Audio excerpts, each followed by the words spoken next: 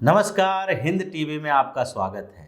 उत्तर प्रदेश विधानसभा चुनाव में ऐतिहासिक जीत के बाद भारतीय जनता पार्टी की नज़र अब कुछ राज्यों पर टिकी हुई है। इसमें उन राज्यों को सबसे अहम माना जा रहा है जहां भारतीय जनता पार्टी जीत हासिल करके केंद्र में सरकार बनाए रख सकती है। इसमें बिहार, पश्चिम बंगाल, महाराष्ट्र, मध्य प्रदेश, उत्तर प्रदेश और उसके साथ साथ राजस्थान का नाम आता है। इन क्षेत्रों में भारतीय जनता पार्टी का बड़ा आधार रहा है और पश्चिम बंगाल में अभी भाजपा अपनी सीटें लोकसभा में बढ़ाने की कोशिश में लगी है। इसलिए पश्चिम बंगाल के मुख्यमंत्री ममता बनर्जी के खिलाफ लगातार आवाज उठा रही है। यानी कि इन सारे स्टेट्स को देख लें तो भारतीय जनता पार्टी की नज़र यहाँ के लोकसभा सीटों पर इसलिए है क्योंकि 260 से ज़्यादा सीटें इन स्टेट से आते हैं।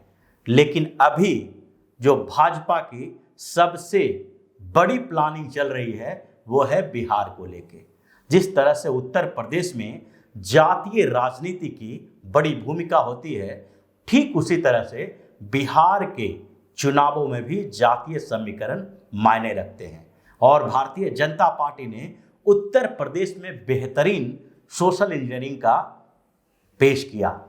भारतीय जनता पार्टी की जो सोशल इंजीनियरिंग रही उत्तर प्रदेश में, उसके कारण समाजवादी पार्टी और बहुजन समाज पार्टी, यानी कि एक ओबीसी की पार्टी और एक दलितों की पार्टी, दोनों जो बड़ी पार्टियां थी वो चारों खाने चित हो गई। कांग्रेस पहले से ही मैदान से आउट हो गई थी और अब अखिलेश यादव और मायावती को भी संघर्ष करना पड़ रहा है अपनी पार्टी को मजबूती से चुनाव में लाने के लिए। ठीक उसी तरह से बिहार में भी भारतीय जनता पार्टी की रणनीति पूरी तरह से बदल रही है। चाहे नीतीश कुमार उनके सहयोगी दल के ही हों, लेकिन अब भारतीय जनता पार्टी की बिहार में नज़र लालू और नीतीश को उसी तरह से निपटाने की है जिस तरह से उत्तर प्रदेश में अखिलेश यादव और मायावती दोनों को एक साथ चुनाव के दौरान भारतीय जनता पार्टी ने निपटा दिया। भले ही बिहार में नीतीश कुमार और लालू यादव फिर से एक प्लेटफॉर्म पे आ जाएं, लेकिन उसके लिए भाजपा ने जो रणनीति बनाई है, जो आधार तैयार किया जा रहा है, उससे इन दोनों के आगे के गठबंधन, जो संभावित गठबंधन है, उसको भी आधार बना के वो रणनीति पे काम की जा रही है। और जो स्थितियां बिहार में है उसको पहले अगर देख लें तो उत्तर प्रदेश में भाजपा की रणनीति से अलग रणनीति बिहार में बनाने की जरूरत नहीं है और इसलिए भाजपा धीरे धीरे उसी तरफ बढ़ रही है। अभी नीतीश कुमार अगर उपराष्ट्रपति बन जाते हैं और उस दौरान भारतीय जनता पार्टी अपना सीएम बनाती है तो उसके लिए भी इसी रणनीति पर चलने की व्यवस्था की जा रही है। अब सबसे पहले बात करते हैं कि भारतीय जनता पार्टी ने आखिरकार बिहार के लिए कौन सी स्ट्रेटजी बनाई है। तो बिहार की राजनीति में अभी सबसे ज़्यादा उभार दलित और ओबीसी की पार्टियों की हो रही है। धीरे धीरे पार्टियां बनाने का दौड़ बढ़ता जा रहा है और अब लगभग जितने डोमिनेंट ओबीसी, ईबीसी और दलितों की जातियां हैं, उनकी अलग अलग पार्टी बन गई है। यानी भारतीय जनता पार्टी इस ओर देख रही है कि जिस तरह से उत्तर प्रदेश में छोटी छोटी पार्टियों के साथ मिलकर गठबंधन करके कुछ क्षेत्रों में आधार बढ़ा सकते हैं और अपने आधार का फायदा दे सकते हैं, वो रणनीति बनाने के लिए एक अच्छा खासा मौका है जिससे लालू यादव और नीतीश कुमार दोनों की परेशानी बढ़ेगी।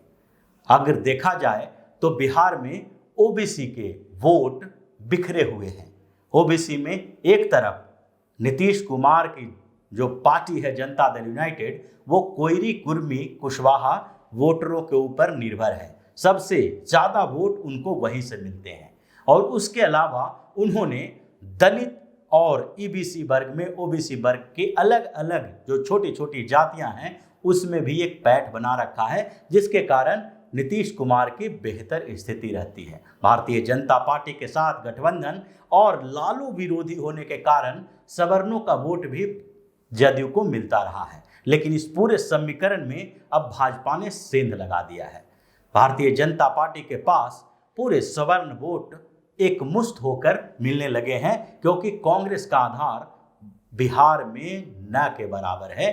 बिल्कुल ऐसी स्थिति हो गई है कि कांग्रेस अगर अकेले चुनाव लड़े तो उसके लिए एक सीट जीतना भी मुश्किल हो जाएगा।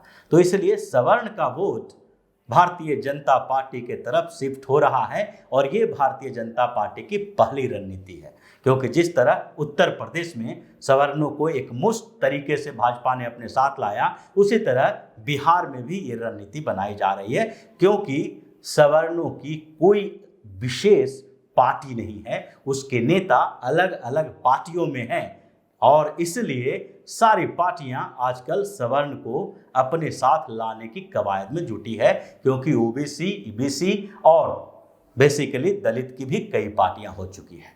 इसके अलावा नीतीश कुमार के बाद की बात करें तो राजद में लालू यादव के रहते हुए सबसे पहले जो उनका कोर वोट बैंक था वो मुस्लिम और यादव थे, लेकिन यादव को अगर छोड़ दें तो दूसरी जो ओबीसी की जातियां थी वो लालू यादव के समय में तेजी से आरजेडी के तरफ बढ़ी और उनका आधार बढ़ गया। ओबीसी की राजनीति करने में माहिर लालू यादव ने ओबीसी जातियों के साथ साथ मुस्लिमों को अपने साथ लाया और फिर लंबे समय तक बिहार की राजनीति में महत्वपूर्ण भूमिका में रहे। लेकिन अब यादव के अलावा दूसरी ओबीसी की जातियां राजद से वैसे ही अलग हो रही है जिस तरीके से उत्तर प्रदेश में अखिलेश यादव की पार्टी से अलग हुई है। यानी राजद का आधार भी अब यादव ओबीसी के बीच ही सिमट कर रह गया है, और दूसरी तरफ कोयरी कुर्मी नीतीश कुमार के साथ बने हुए हैं। तो ऐसी स्थिति में बिहार में भारतीय जनता पार्टी ने non Yadav, non Kurmi, Koeri, OBC जातियों को अपने साथ मिलाने के लिए कोशिश कर चुकी है, और पिछले विधानसभा चुनाव के बाद जब नीतीश कुमार को मुख्यमंत्री बनाया गया तब भी भाजपा ने यही काम किया। भाजपा ने जो दो उप मुख्यमंत्री बनाए वो दोनों डिप्टी सीएम ओबीसी और ईबीसी से ही थे। रेणु देवी या तारकिशोर प्रसाद को डिप्टी सीएम बनाकर पहले ही ने भाजपा ने ये दांव खेल दिया है कि यादव, कुर्मी, कोयरी को छोड़कर जो दूसरी ओबीसी की जातियां हैं उसको अपने साथ लाने के लिए उनके नेताओं को उसी तरह से उभारा जाएगा जैसे उत्तर प्रदेश में उभारा गया है। अब तीसरी बात यह है कि ओबीसी के अलावा दलित जातियों की भी यही स्थिति है। 2-3 पार्टियां लगभग अलग अलग क्षेत्रों में दलितों की बन चुकी है। रामविलास पहले से ही राजनीति कर रहे थे, अब उनके बेटे चिराग पासवान भी दलितों की राजनीति करते हैं। उनके परिवार के अंदर बिखरा हुआ, जिसके कारण चचा भतीजा अलग अलग पार्टी बना चुके हैं, यानी कि एक पासवान जाति के डोमिनेशन वाली पार्टी भी 2 भागों में बट गई है। उसके अलावा जीतन राम मांझी की हिंदुस्तानी अवाम मोर्चा अलग से मांझियों की एक पार्टी है, और ऐसे धीरे धीरे दूसरे जो दलित जातियां हैं उसके नेता भी उभर के आ रहे हैं जो भारतीय जनता पार्टी के साथ जुड़े हैं, और भाजपा आगे चुनावों में चिराग पासवान या पशुपतिनाथ पारस या जीतन राम मांझी का उपयोग करेगी, जिस तरह से उत्तर प्रदेश में निषाद पार्टी का, अपना दल का, इन लोगों का उपयोग की उनके साथ गठबंधन किया। लेकिन वहां भी दोनों बड़ी पार्टियों के इतर एक रणनीति बनाने की बात चल रही है। तो ओबीसी और दलितों की ये सारी पार्टियां जो वहां से उभर के आ रही है, जो कहीं न कहीं छोटी और बड़ी पार्टियों में विभाजित है, इन लोगों के साथ अलग अलग तरीके से डील करके भारतीय जनता पार्टी एक ऐसा आधार बिहार में बनाने की कोशिश में है जिससे लालू यादव और नीतीश कुमार दोनों की पार्टियों को इतना कमजोर किया जा सके कि वो सरकार बनाने की स्थिति में ना आ सके। मायावती और अखिलेश यादव ने लोकसभा चुनाव के टाइम में उत्तर प्रदेश में गठबंधन करके देख लिया था, उसका बहुत ज़्यादा फर्क नहीं पड़ा, इसलिए विधानसभा चुनाव के दौरान दोनों ने गठबंधन भी नहीं किया। लालू यादव और नीतीश कुमार ने भी एक बार गठबंधन किया, लेकिन नीतीश कुमार को जब एहसास हो गया कि इससे उनको नुकसान होने वाला है तो गठबंधन टूट गया।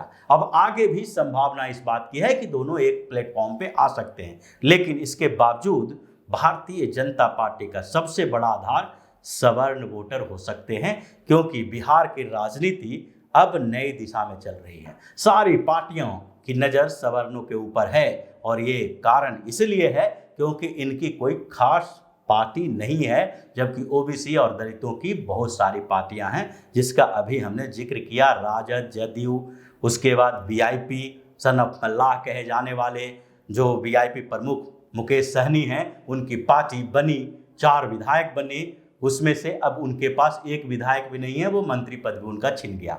लेकिन पार्टी है, उनका आधार थोड़ा बहुत है और आगे के चुनाव में उनका इस्तेमाल भी होगा। तो उसके अलावा जीतन राम मांझी की, उसके साथ साथ चिराग पासवान, पशुपतिनाथ पारस, ये सारी पार्टियां जो है वो ओबीसी और दलितों की है। इसलिए सारी पार्टियों की नज़र सवर्णों के ऊपर है कि उनके कुछ नेता को साथ लाकर इनका वोट कुछ न कुछ ले, और वो राजनीति के केंद्र में फिर से आते जा रहे हैं। तो इसलिए सबसे कोर वोट बैंक जो बीजेपी का होगा वो सवर्ण वोटर होगा। उसके बाद ओबीसी और दलितों में से उन जातियों को छोड़कर जिनकी अपनी विशेष पार्टी है, दूसरी जातियों को अपने साथ लाने की कोशिश की जाएगी।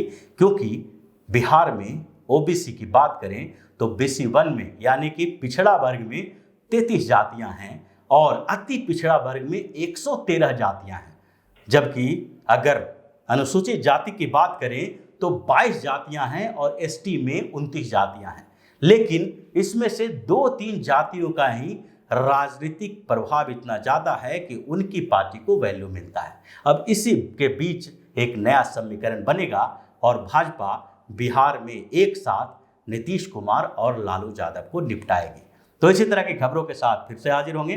तब तक के लिए बने रहिए हमारे साथ और देते रहिए हमें सहयोग, ताकि इसी तरह की खबर हम आपके लिए लाते रहें। धन्यवाद। अगर आपको हमारा वीडियो पसंद आया हो तो इसे लाइक करें, इस चैनल को सब्सक्राइब करें और हाँ, बेल आइकन भी दबाएं ताकि आप तक हमारे वीडियो की नोटिफिकेशन पहुंचते रहें।